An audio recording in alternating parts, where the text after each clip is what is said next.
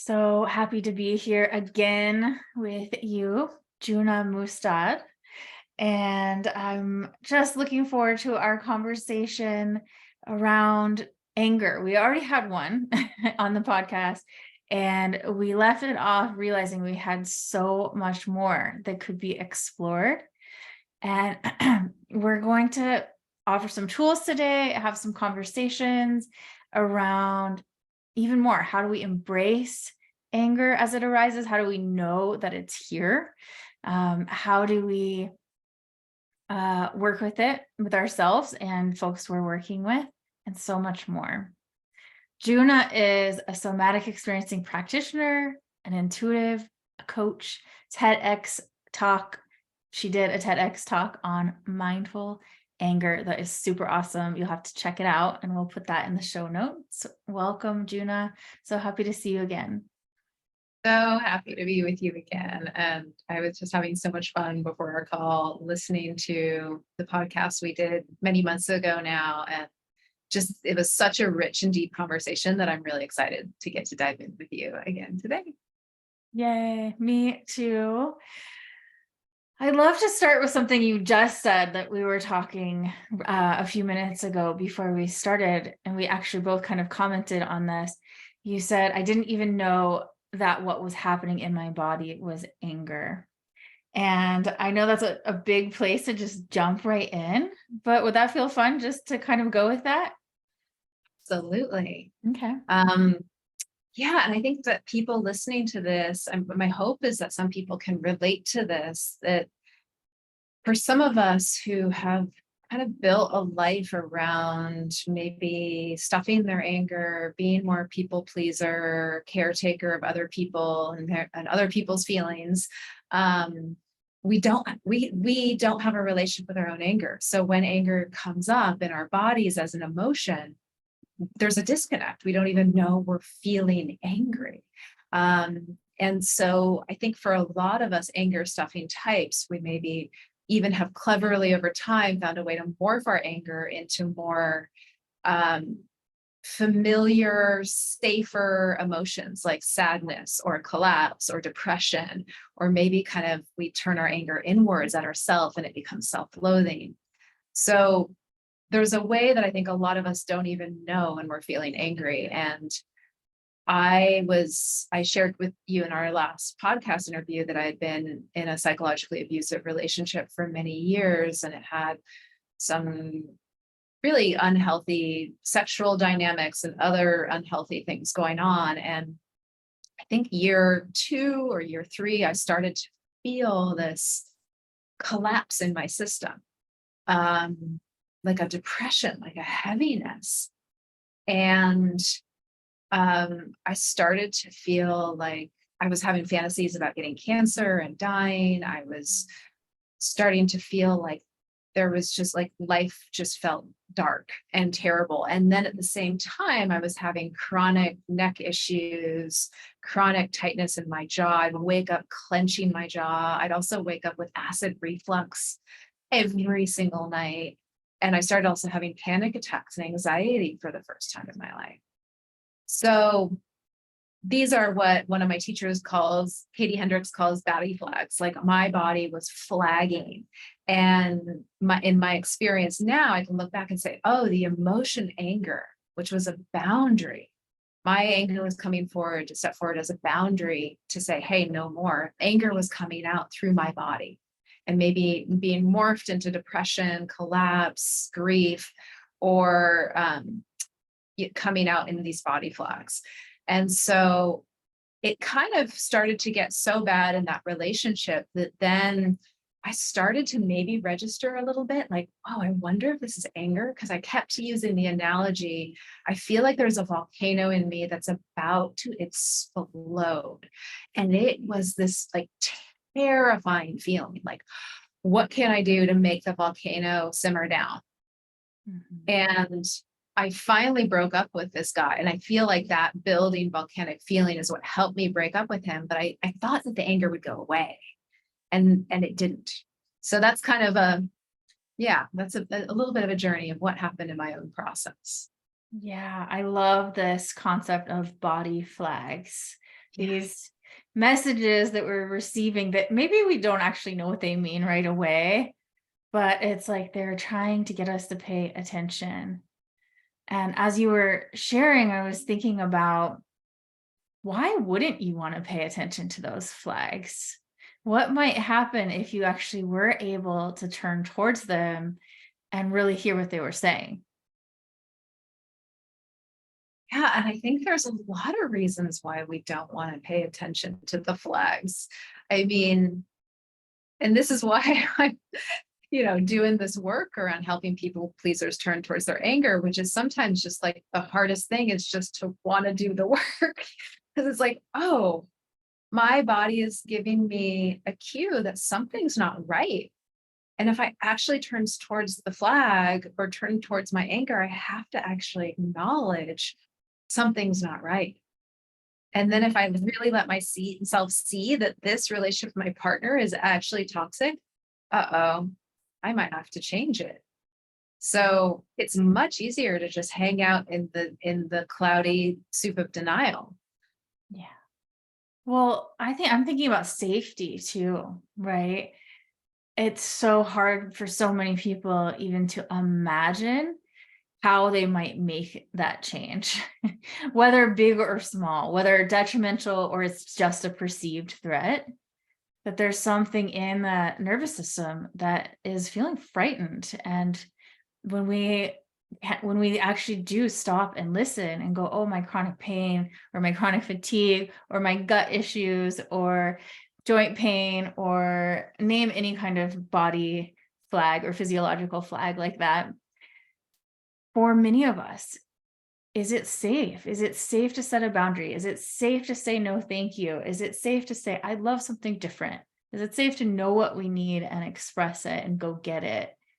And so, not even knowing that we're angry or knowing what these symptoms might be pointing towards, it's just a brilliant and beautiful coping mechanism to try to help us survive in situations that are really, really uncomfortable. I'm so glad you brought up the safety piece. And I just think that's just so true. Is it even safe to really see myself, see what's happening? And um, and then I think one thing I really appreciate about the work you bring is just that compassion for it. Like, oh yeah, this is hard and this is really scary. And like, okay, let's be with this first step as opposed to you should see this is a toxic relationship and you should have already gotten it out of it 3 years ago. What's wrong with you? It's like, no, sweetheart, this is Mhm. really big. Mhm. Let's call in more support. Yeah, absolutely. I'm number one advocate. We cannot, it's very hard to change things in that other way where we just push through. Yeah. Compassion is so much. I'm wondering what some benefits were for you in moving from people pleaser to embracing anger, and what some of the benefits are that you'd love to have happen for the people that you work with or that you see with the people you work with. Mhm. I feel like one of the biggest benefits is I have more access to my true self. I have more access to what I like to call my essence or my soul. Like there's just a feeling of I'm here and I'm here with me. And I have more of an ability now. And someone asks me, what do you think about that? Or what are you feeling right now? There used to be a really thick filter over myself of like, what should I say? And Mhm. that filter would just compel me to say what was going to be pleasing when, socially acceptable. And now that filter is still here, but there's just like the stronger feeling is my sense of self. And I have the ability now to create a life, create relationships, maintain relationships where there's just a lot more people aligned with me and situations aligned with me. Whereas in the past, because of that people pleaser was running the show, I drew in a lot of people who were really liked the fact that I was the caretaker and the therapist, and and I drew in a lot of also some toxic people. So it's just been a game changer on all levels. I'd say also just in terms of physically, like there's a greater sense of embodiment as a result of being here, as opposed to kind of having to live up in front of myself or above myself. And then I was less connected with my own body. So there's infinite benefits, and it's not the quote unquote easy path to actually say, I want to get to know my true self underneath this people pleaser coping strategy. Yeah. I mean, for me, everything taught me that the worst thing I could do would be to get in touch with my truest self, because then I would lose my family, my sense of belonging, the safety. Maybe there was safety there that came along with it, any love that I perceived that was there. And what I learned from those people was that my true self was broken, not desired. There were so many reasons to not reach for that until I got in touch with the anger, which was actually like a container that kept me safe. Maybe if I could actually let myself feel this level of frustration, then I could allow myself to set the boundary. And I'm totally talking in circles here. I don't even remember what the point was. But just like the systems that we have in place to not allow ourselves to really get to that place where we can fully express who we are. And there's so many binds that come along with healing. It's like, okay, I can get in touch with a little anger, and then, oh gosh, I might want to set a boundary because I noticed that my anger is speaking something, but then that messes with the system. And you were talking about kind of disrupting. If I actually can be aware of my needs, aware of my wants, not wearing that mask, I might be shaking up the system a little bit, which is not that comfortable. It's not that comfortable. And I think that is just that's such a real thing. It's like, whoa, I've built a life on not rocking the boat. And now anger is compelling me, or my soul's kind of stepping forward with all these body flags. Like I'm being asked to rock the boat. Like, no, there must be some kind of tool to make all this go away, or some kind of, magic healer who's gonna take away this feeling. And so I think that it's not easy. And I think that's a big piece of this, is learning to be okay with discomfort, learning to be okay with someone being mad at you or not liking you. Like, ooh, and that you're okay, didn't die. Yeah, they're upset with you. So I think that's a huge piece here, is like not only now starting to see what's been out of alignment in our life, but also, can I be okay with discomfort? That absolutely. Yes. I'm watching your face as you're even naming that. And I know that those of us who choose certain fields, we need it more than anybody, right? And so my story, as I'm watching your face, is that it has been quite a journey to get comfortable in the uncomfortable. Yeah. I mean, we're hardwired to avoid discomfort. So it's like we have to work with our biology to kind of say, you are safe, it's okay. It's not easy. But it really is a game changer with starting to change some of these people pleaser strategies, is learning to feel like it's even though this is uncomfortable, this is going to lead to some positive results in the bigger picture. So I'm going to wade through some temporary discomfort, because in the long run, this is going to yield something. And we do have to trust, because at first we don't have firsthand experience of it. So we kind of have to it's like stepping out on a ledge, leap of faith. Yeah. Faith. That's a big one. Yeah. And part of it is knowing people that have gone before and seeing what happens. And I'm just looking at you and your evolution over the years, and my perception of you is like, there's something really solid here. You know, like you seem grounded, wise, like you've done a lot of work. There's something here to contact without a lot between us. That's my story. And And that's experience of you too. That's why I like you. I'm like, oh, she's real. You could like grab her, and hold her. She's real. She's here. yeah, and I don't know, maybe when we met there was less of that, like um more tiptoeing or something. And it's such a relief for myself to just be like, yep, this is me. This is real. And to be able to sit with another person. And I find the trust builds so much more quickly with people who have done that work and who embody that clarity and that sense of boundary. I feel like all this like yummy warmth in my belly right now as you say all this. Like, and I love that we're naming this right now, even just in the relational field between us, because it's like, again, for anyone listening, like, why go on this journey? Why would I do this? But it's like you do it because you grow greater contact with yourself, your true self. And then you gravitate people towards you who also are like that. And then you have healthier relationship where there is greater trust and authenticity. And so it's like this, yes, this journey takes time and it's not easy, but I feel like it yields something that is more important than anything else, which is like true connection. That I Yeah. don't know about you, but for me, I mean, I've spent decades in people pleaser mode.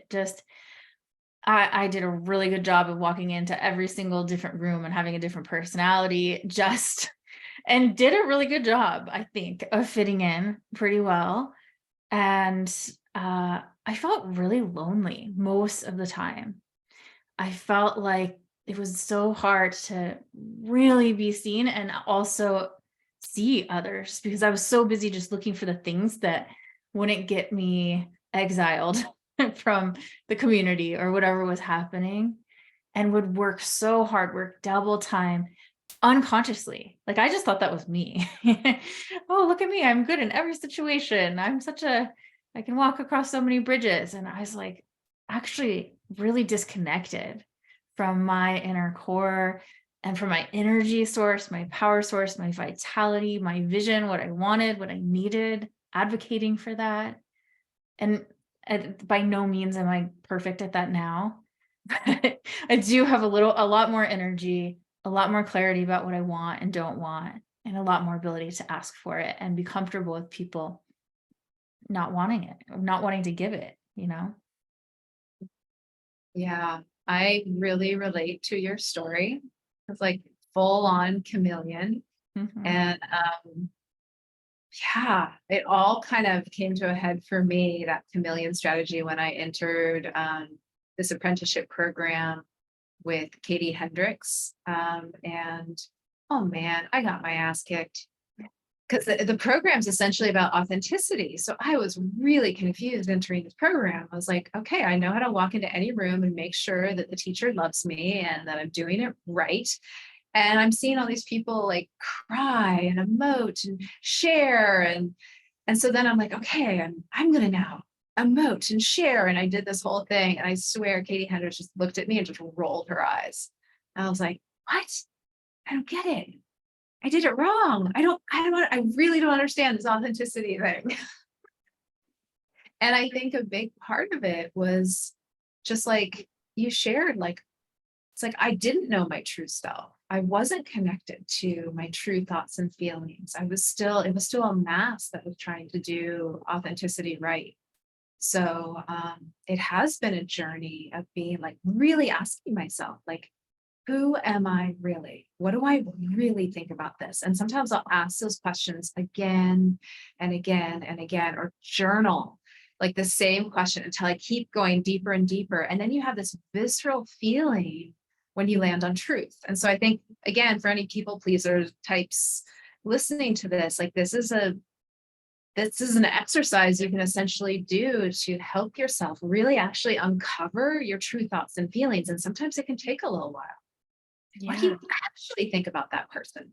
I think they're fine. No, what do you actually think about this person? I don't know. I feel a little uncomfortable around them. What do you actually think about that person? I don't like them. Ah, yeah, there we go.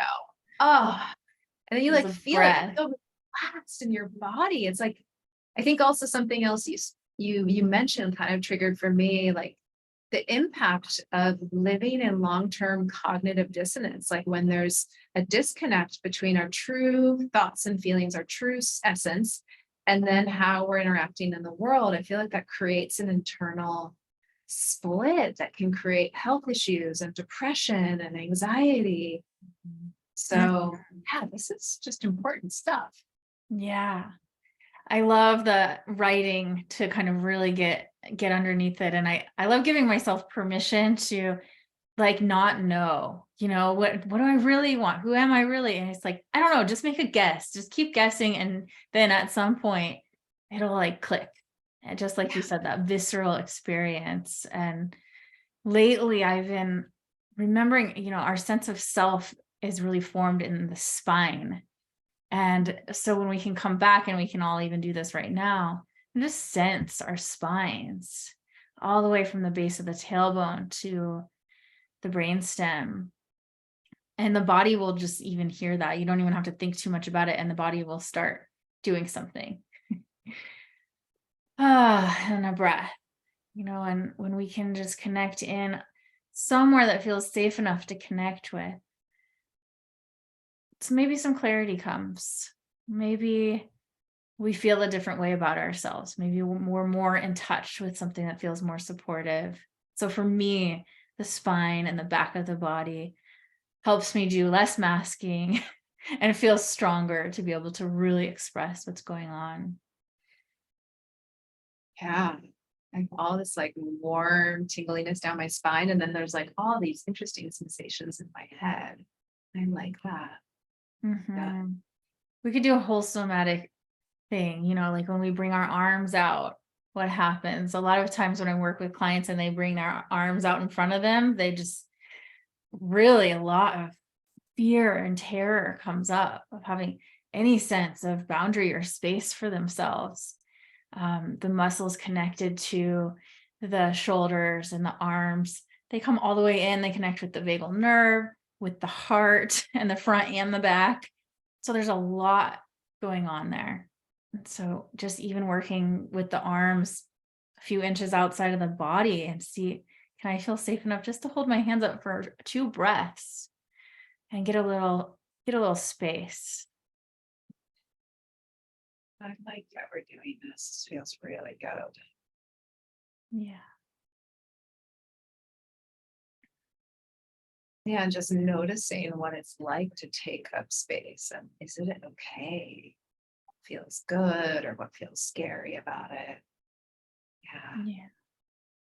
Something you said just before, you mentioned anxiety, and I think for me, I covered up a lot of anger and frustration with anxiety, or the experience of anger and frustration.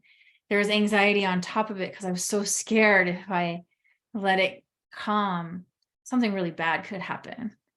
And I'll just keep saying I was so exhausted for so long.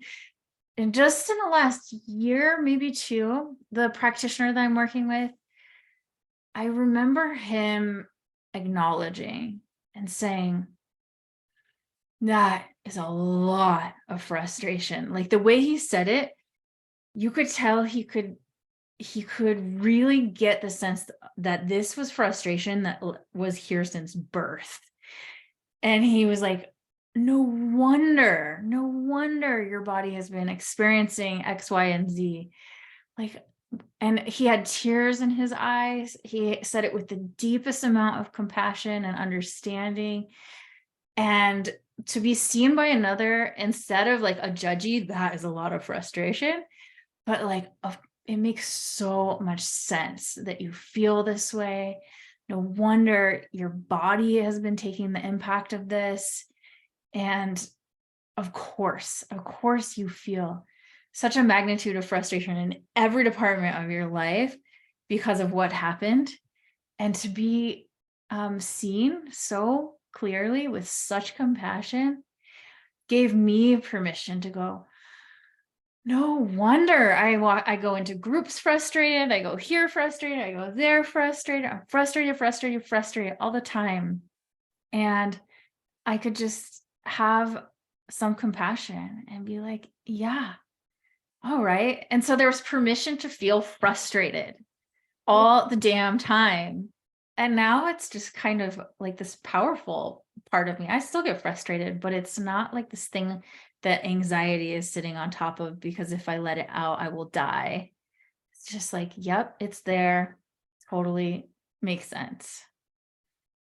Oh, I love hearing that, and just the power of having that practitioner. Like, sometimes we really kind of first need to experience some of that compassion from the outside, because we don't yet have the muscles to generate it inside yet. And so just to really let yourself receive his empathy and care for you in that moment, and that understanding.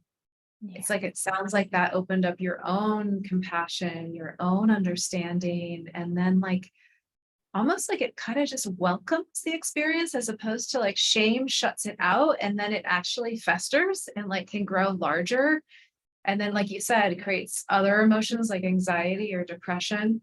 But it's like, if we just are like, oh, there it is again. Oh, sweetheart, there's the frustration as I enter this new situation, and we welcome it. It, like, I don't know, it feels like there's integration that happens, and Yeah. it grows connection with our true self, which is, Yes. again, that connection word. Like, I feel like that's really, yeah, the essence of how we create healing. So Yeah. I mean, he could have really easily been like, how do we get rid of that? How do we fix it? How do we fix. figure it out?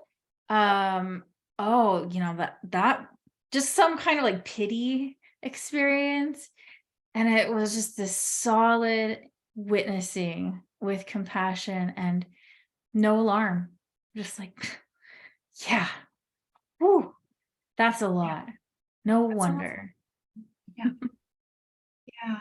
And I think this is something we spoke to in the last podcast that I also really appreciate, is just having people in our lives that don't have done their own inner work around the quote unquote unsavory or negative emotions. Like, they don't have a stigma around something like frustration or anger or anxiety. They're like, oh, yeah, okay, this is here. And just being able to welcome everything. It's like, okay, what does this want to share with us? It's just Yeah. such important work. Sounds so easy, doesn't it? Sounds so easy when we talk about it, but man, in the moment, it's like, okay, but you're here to fix me, darn therapist. Aren't you going to make this emotion go away? No, we're just going to welcome it in, sweetheart. Yeah. I, I wonder what you think about. For me, I've been thinking a lot lately about, as a lifelong people pleaser, how I have done so much healing work trying to fix myself, trying to heal myself so that I don't upset people, so I don't lose connection with people. When the whole time I didn't even realize that they should have been doing the work and I was fine, really. But I think I was really doing a lot of work trying to avoid ever having to feel the experience of discomfort, um, anger or rage, or conflict. That if I could just be healed, I would be the ultimate people pleaser. Like, everybody would like me because I would just be so enlightened and totally chill, completely at ease. And I'm realizing that that was a total illusion. What do you think? I think that that is very common. I think that a lot of people pleasers probably get into personal growth and therapy for that very same reason. Like, oh, there is some issues in some of my relationships, or how do I guarantee I will always be loved, AKA always be safe? So if I just fix myself, I can do it. And I think that I'm just appreciating you naming it, because I think, again, for anyone listening to this, to just really ask yourself, like, why am I doing the work that I'm doing? Like, really, why am I doing this work? What is inspiring, moving me to want to do therapy? Is it to fix myself so that what? And it's not that that's wrong or bad, but it's more like we just need to see it and understand it. And for me, I like to kind of also plant the seed of like, what if I'm doing all this work because it's fun, or because I want to love myself more, or because I want to be able to also help other people in the way that I've been helped. Like, it's like, what if there's some other motivators in there that can also be on the table, and we can like really see when that people pleaser is kind of animating our choices. I Mm-hmm. don't know what to think about that. What could that look like, so that we're not kind of saying this is wrong and here's the right way? It's like, oh, let's like bring it all in. Yeah, but curious your thoughts. Hmm. I think I missed that last point, so I have no thoughts on it. Okay. Well, I'm curious. I guess another question might be like, for you, how did that start to shift? Because I imagine it has. Yeah, but what happened that it started to change? Health, just total breakdown of physical health, and that impacted, me emotionally. But yeah, I mean, I was so sick for so long and in so much physical pain, and I was running out of energy really quickly, to the point where I didn't have will to live anymore. Not that long ago. It's been maybe a couple years. And I mean, this is a spiral. I hit a point. I've hit points like that before. I've hit really bad health and gotten better. I've hit just like not wanting to deal because the energy bottoms out.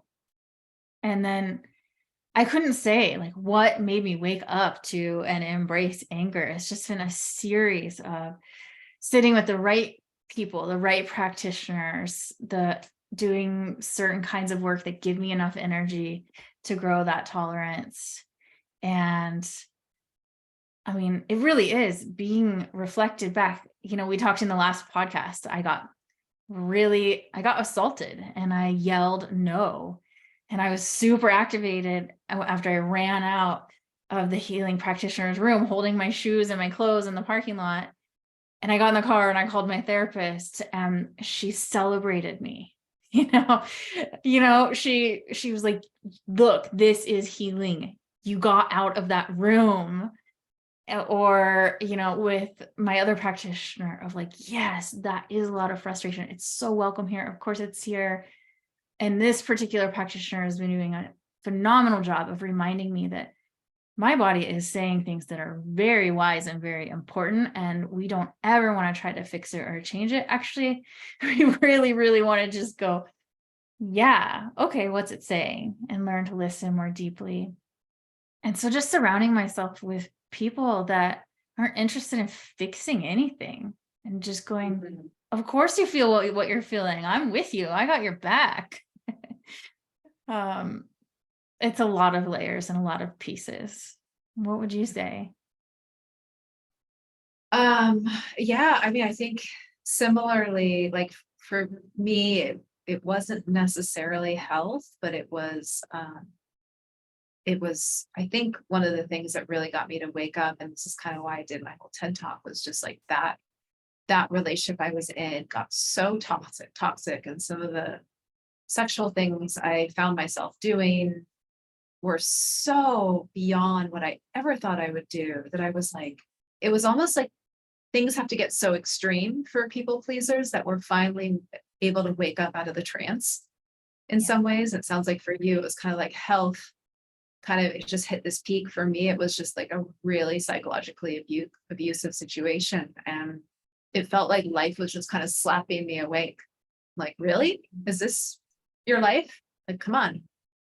And so, but then even still, I kind of would like, okay, I'll make all these changes, but then I'd kind of slip back into my people pleaser ways. And I started to do it with clients during the pandemic. And then I feel like I got kind of slapped again by a huge wave of mold toxicity and anxiety attacks that were really saying, "Oh, you've been overgiving again." Mm. So that was a kind of big health journey. So there is a way that, yeah, I think things for people pleasers, unfortunately. And again, I'm hoping that anyone listening to this who's like, "Ooh, they haven't gotten that intense." Okay, maybe this can be the momentum to start to make these changes as opposed to needing to wait until you have a big crisis to do it. Yeah. But yeah, I do feel now in retrospect grateful for those experiences because they were kind of that wake up call of, yeah, you need to make some changes and you can't go back to those Yeah. situations ever again. I have a mantra that I use now. I hear myself saying it all the time, which is like, if I'm in a situation that I'm not sure yet if I need a boundary or not, I'm just like, something's going on. Now I say, my body will never let me stay in anything that is not supportive for me. I just have to listen to my body. And like, if I am listening to my body, if I am in a relationship with my body, I know exactly what I need and want and what I have to do every moment. But if I'm overriding it and masking, then it's very, very hard to know what to do next. So building that trust, having that faith that actually my body has been telling me every step of the way exactly what was wrong, what was right, what I needed, what I didn't. I was given messages from the people around me that wasn't trustworthy. But now I know it is spot on. Like there's nothing I could trust more than what my body tells me. Oh, I'm so glad you're bringing that up. And I think that really is, that's our, like, how would I say it? Like, it's kind of like our compass and our guiding star, like our building that relationship with our body and having an awareness of, I'm thirsty right now, or there's like a warmth and tingliness in my chest, or there's like a heaviness in my body, and I'm feeling kind of like the freeze response is coming. Like just having awareness of what's happening below the neck is so huge. And then that really does help guide us forward in creating a life that's more aligned with us. And then also knowing when there's boundaries starting to come up. So that's Yeah. really huge. And you're Abs- right. And then I did not have that before all these kinds of experiences. And now if I spend too much time on the computer or I start to have like a little bit of anxiety at night when I go to bed, I'm like, oh, thank you, anxiety. You're just telling me I spent too much time on the computer. Or I hang out with someone and gosh, I don't think we're quite a fit. Like my energy drops around them. Like I feel kind of void of energy and heavy. It's like, oh, thank you, body. You're yeah, communicating. absolutely. You could so easily be like, oh, but maybe I should just have different expectations or, like some bullshit. It's like, no, your body is giving you a crystal clear message right now. Right now. Yeah. And that is more than enough. More than enough. And I think that's, again, just to circle this back, like when we are so committed to being people pleasers, we have to disconnect with God in Mhm. order to maintain the people pleaser game. We can't be in tune with our emotions, our thoughts, our sensations, our feeling, like those true feelings in there. And so part of paving this path like towards living like a truly essence led life is starting to just sense what's happening from the neck down and building relationship with it. Oh, energy's moving down or is heavy or contracted. I wonder what that means. Oh, energy is rising and expansive. I wonder what my body is trying to tell me, just getting curious, starting to really, it's really like building, it's like growing a new language. Oh, So yes. cool. Yeah. Oh, well, as always, we could keep going forever. I know that you have something around the top 6 things that anger stuffers do with their anger, and maybe a tool or skill. Are those things that you'd like to share with us before we end? Yeah. So again, for anyone listening to this that might kind of say that they're more of an anger stuffer than a eruptor, just see if any of these sound familiar. So for you, when maybe anger is coming up, someone has done something that's trespassed a boundary for you, and anger might typically for someone else be coming up, but you're kind of veering into stuffing it. Um, these 6 areas are places that you might go. So one of them is we jump into our minds. We start to kind of rationalize away our anger or rationalize away the boundary with our mind. Or we just even go into the mind and think about something else. But the mind is a way that we flee that experience of maybe potentially holding a boundary. Another thing, and this I think also is a flight response, and I give it its own category, is spiritual bypass. And this is something people pleasers and anger stuffers typically do. It's like, oh, no, I don't feel angry. I feel sad right now, or I feel, but they rise above their anger in a very spiritual, elevated way. A third thing that anger stuffers typically do is they kind of morph their anger into another emotion that's a little safer, more familiar. And again, like some of these things happen so quickly, we don't even know we're doing it, but anger comes up and very quickly we just start crying. We feel sad instead of dare hold a boundary or feel angry. A fourth thing that we do is anger might be coming up and very quickly we kind of weaponize it inwards. We don't dare express it at the other person, but we torque the energy of anger inwards at ourselves. And it can feed shame, self-loathing. We blame ourselves for the situation. And let me just see if there was a last one. Freeze is another one. And this is something I used to experience a lot, is maybe there's a boundary rupture or anger started to come up and immediately I feel exhausted or I feel confused or spacey. And I think the last one that I would just say here, and maybe this is number 7, is it's another flight response. So anger comes up maybe, and again, I'm saying anger comes out. We don't even know anger is maybe coming out, but we immediately just want to get out of the situation and we're bolting out of it. And how do I avoid that situation at all costs and maybe never have to deal with that conflict with that person? So a lot of it is flight, some freeze in there. And then fawning is another way. We just straight up go into people pleaser and appease the other person. So I think that's 7. For 7 things that anger stuffers typically do. And I'm curious, just you hearing all that, did I miss any? Those are pretty good.